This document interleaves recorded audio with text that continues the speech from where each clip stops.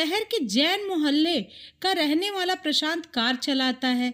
6 साल पहले उसके प्रेम संबंध सहारनपुर के गंगोह की रहने वाली नेहा के साथ बन गए थे। दोनों अलग अलग जाति से थे। कुछ दिनों बाद ही दोनों ने घर से भागकर प्रेम विवाह रचा लिया था। करीब 1.5 साल पहले नेहा के माता पिता भी बागपत आकर रहने लगे थे। बताया जा रहा है कि 1 माह से दंपत्ति के बीच विवाद बना हुआ था। पति पत्नी के चरित्र पर शक करता था।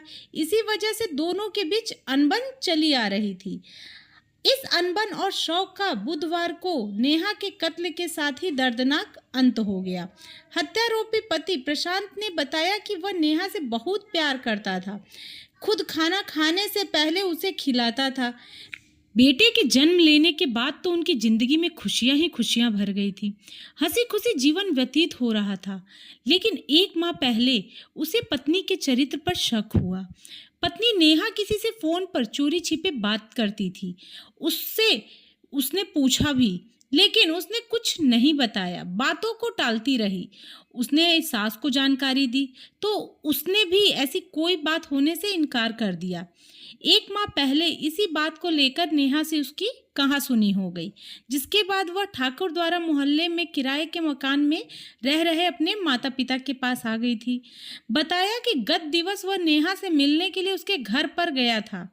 तभी उसने उसका मोबाइल लेकर उसका व्हाट्सएप हैक कर लिया था, जिसके बाद उसके मैसेज उसके व्हाट्सएप पर आने लगे। बुधवार की सुबह जब वह नेहा से मिलने के लिए दोबारा से उसके घर पर पहुंचा तो वह उससे झगड़ने लगी। उसने समझाया भी, लेकिन वह नहीं मानी। इसके बाद उसने चाकू से गला रेतकर उसकी हत्या कर दी। उसे पत्नी की हत्या का कोई पछतावा नहीं है। आधे घंटे तक पत्नी के शव के पास बैठा रहा हत्यारोपी पति। बताया जाता है कि पत्नी की हत्या करने के बाद पति ने शुरुआत में तो भागने का प्रयास किया, लेकिन जब सफलता नहीं मिली तो पत्नी के शव के पास जाकर बैठ गया।